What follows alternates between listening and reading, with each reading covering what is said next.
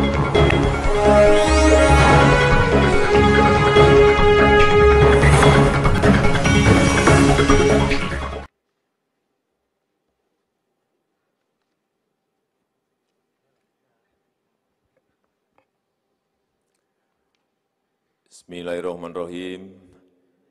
Assalamualaikum warahmatullahi wabarakatuh. Selamat pagi, salam sejahtera bagi kita semuanya.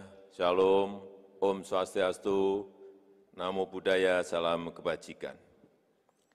Yang saya hormati para Menko, para Menteri, Kabinet Indonesia Maju, yang saya hormati para Gubernur, Bupati dan Wali Kota, serta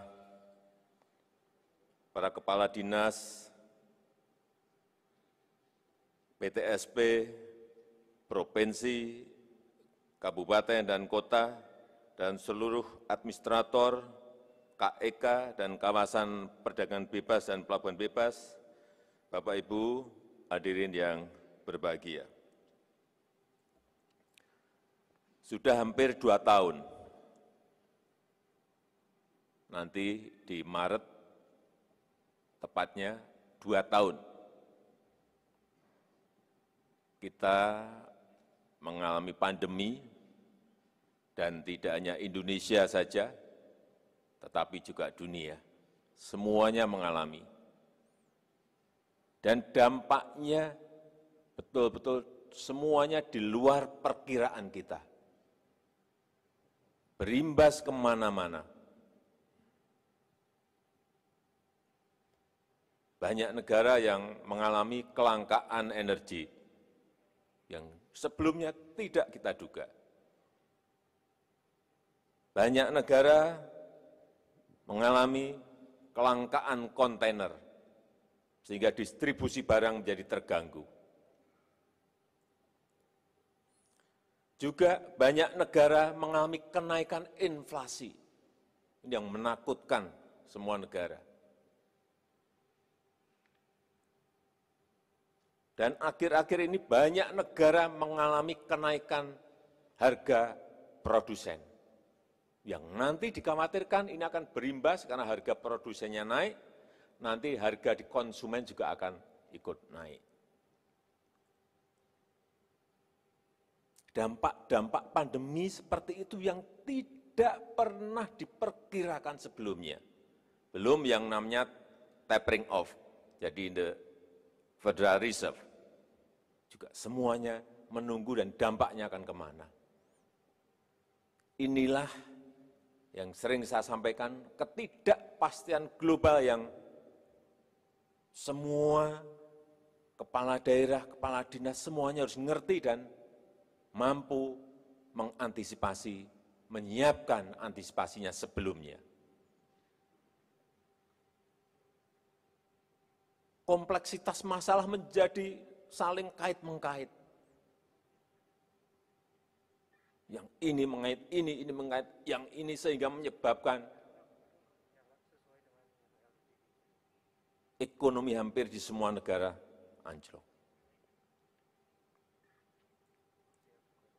Inilah sekali lagi kompleksitas masalah dan ketidakpastian yang dikalkulasi dan dihitung-hitung itu kadang-kadang tidak ketemu. Oleh sebab itu kita harus betul-betul kerja keras menyiapkan semuanya. Dan kuncinya hanya satu, kita bisa mengendalikan yang namanya pandemi COVID. Hanya itu. Sehingga kenapa saya kadang berbicara keras kepada gubernur, bupati, dan wali kota, karena memang kuncinya ada di situ. Tanpa kita bisa mengendalikan COVID, jangan berharap yang namanya pertumbuhan ekonomi itu ada. Hati-hati, saya ingin mengingatkan kembali, di Eropa, di Amerika, ini sedang tinggi-tingginya. Muncul setelah gelombang 1, gelombang 2, gelombang 3, gelombang 4, muncul. Kita ingin apa yang sudah alhamdulillah terkendali COVID di negara kita ini tidak mengalami lonjakan lagi. Oleh sebab itu, saya kemarin rapat, marilah kita bersama-sama, utamanya menghadapi Natal dan Tahun Baru. Kita kendalikan bersama-sama dalam rangka ekonomi kita agar bisa lebih baik. Dan investasi menjadi jangkar pemulihan ekonomi. Karena APBN semua negara juga sama. Berat, defisit, semua defisit. Kemarin urusan defisit ini semua negara juga mengkhawatirkan. Nanti kalau defisit ini dikembalikan lagi ke normal, berarti akan terjadi shock lagi. Jadi ini pandemi ini betul-betul dampaknya betul-betul kemana-mana, ke semua titik ada semuanya. Bareng-bareng bayangkan, puluhan ribu triliun direm bareng-bareng karena ingin kembali ke defisit yang normal kembali. Ini juga menakutkan, tapi belum ada kalkulasinya. Kembali lagi, jadi investasi menjadi jangkar pemulihan ekonomi. Karena kita kalau terlalu berfokus kepada APBN, defisit kita ini, meskipun saya tahu Bu Menkyu ini sangat prudent, sangat hati-hati dalam mengelola APBN kita,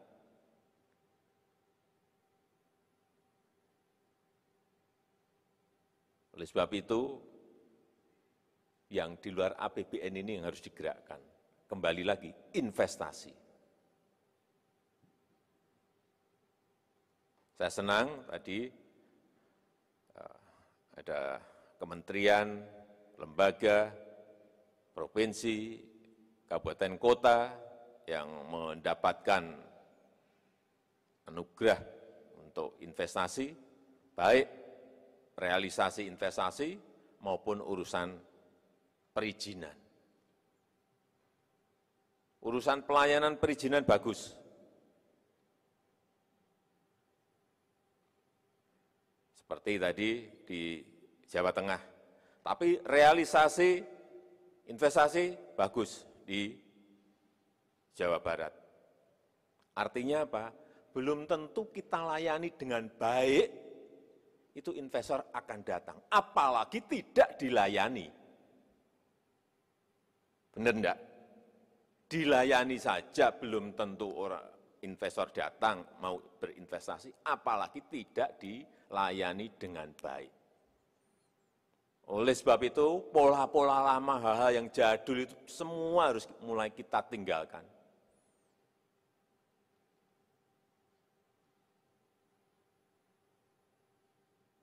Berikan pelayanan yang terbaik, baik itu investor kecil, yang namanya usaha-usaha kecil itu juga investor, jangan keliru. Investor yang sedang juga layani dengan baik, investor yang gede juga layani dengan baik. Investor yang kecil, usaha-usaha kecil itu layani dengan baik. Izin berikan semua, gratis, antarkan ke rumah, itu pelayanan.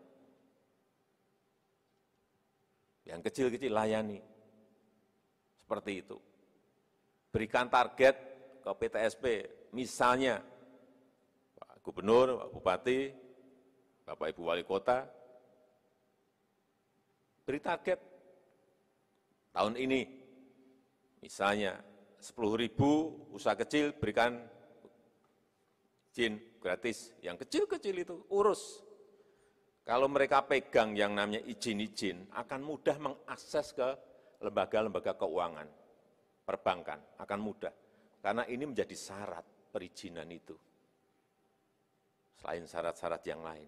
Kalau mereka pegang ini akan memudahkan. Jadi sekali lagi, usaha kecil itu juga investor. Jangan punya bayangan bahwa investor harus asing, harus yang gede, enggak. Yang kecil itu pun juga investor. Kalau investasi ini muncul,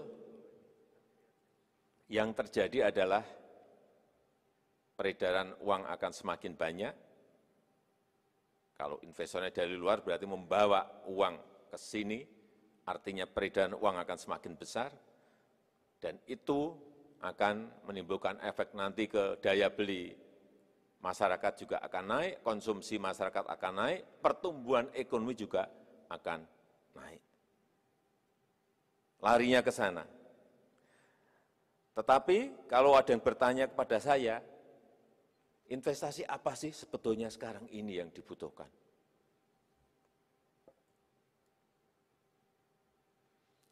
Investasi yang memiliki nilai tambah tinggi.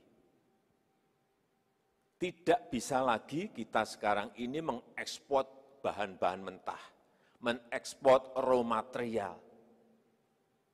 Giring investor itu untuk membuat barang itu menjadi barang jadi. Bahan mentah itu barang menjadi barang jadi, kalau nggak mau barang jadi ya sudah setengah jadi minimal. Ini yang bolak-balik saya sampaikan, transformasi ekonomi yang kita inginkan di situ. Kenapa kita stop kirim raw material nikel, bahan mentah nikel, stop.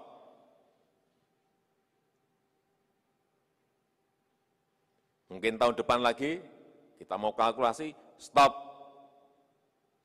yang namanya ekspor bahan mentah boksit. Tahun depannya lagi, stop yang namanya ekspor bahan mentah tembaga. Tahun depannya lagi, stop yang namanya bahan mentah timah. Terus akan kita lakukan. Karena nilai tambah di situ tuh lompatannya besar sekali. Saya berikan contoh nikel saja. Nikel 4 tahun yang lalu, ekspor kita mentah, 1,1 miliar US dolar. Kira-kira. Tahun ini perkiraan saya bisa mencapai 20 miliar. Dari kira-kira 15 triliun rupiah, melompat menjadi 280 triliun rupiah. Itu yang namanya nilai tambah di situ. Dan tentu saja negara akan mendapatkan royalti ya, mendapatkan PNBP ya, mendapatkan biaya keluar ya, mendapatkan pajak-pajaknya ya, mendapatkan PPN-nya ya. Itu yang didapatkan. Daerah juga akan mendapatkan efek peredaran uang yang sangat besar.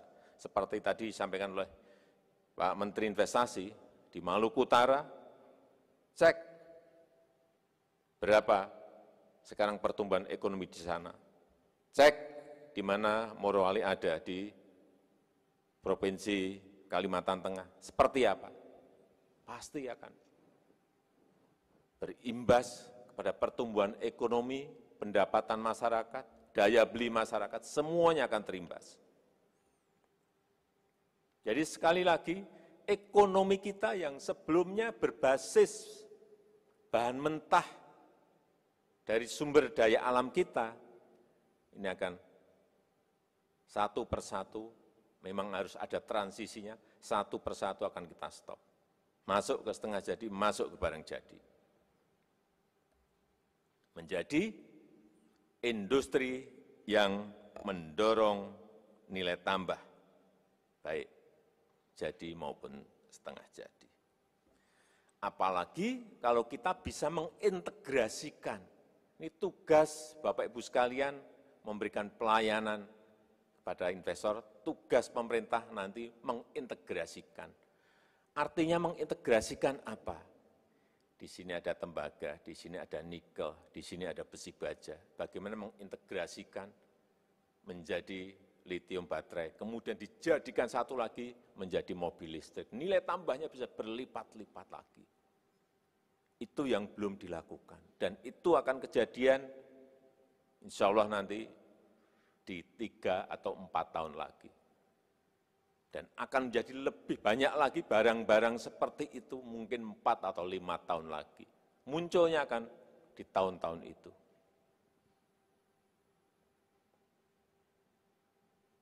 Bisa barang-barang itu berupa mobil listrik misalnya, bisa berupa semikonduktor, bisa berupa jarum suntik yang permintaan dunia 10 miliar jarum suntik, lebih dari 10 miliar jarum suntik.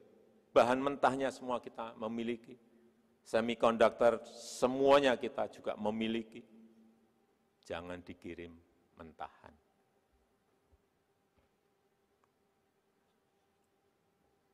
Dan kalau kita memiliki industri-industri seperti itu, akan ada transfer of knowledge, transfer of technology. Sehingga kita akan naik ke tingkat yang lebih tinggi. Tetapi yang saya harus ngomong apa adanya.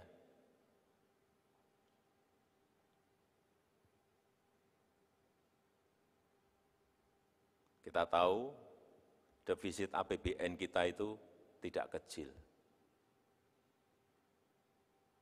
548 triliun.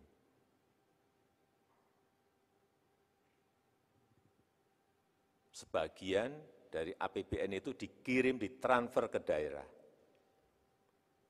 Sebanyak 642 triliun.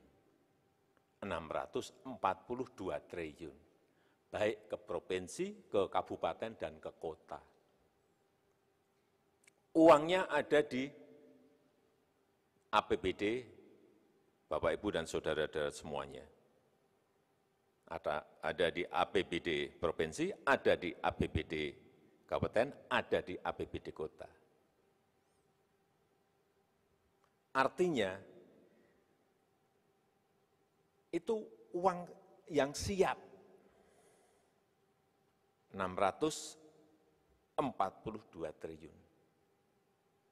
Kita belum menggunakan uangnya orang lain, uangnya investor tadi. Ini yang uang kita sendiri saja, 642. Saya harus ngomong apa adanya. Para gubernur, para bupati, dan para wali kota,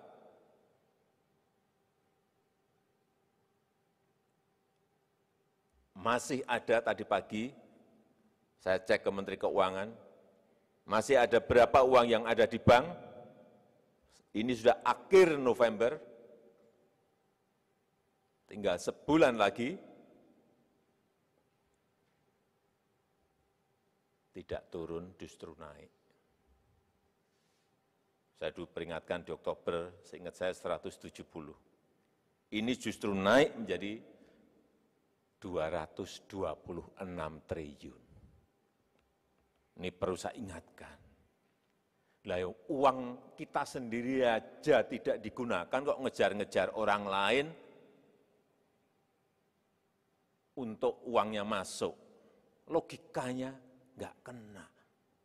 Uang kita sendiri dihabiskan, realisasikan segera, habis, waduh, udah nggak ada APBD. APBN udah nggak ada, baru mencari investor untuk uang datang. Logika ekonominya seperti itu. Ini masih 226 triliun loh. Gede sekali ini.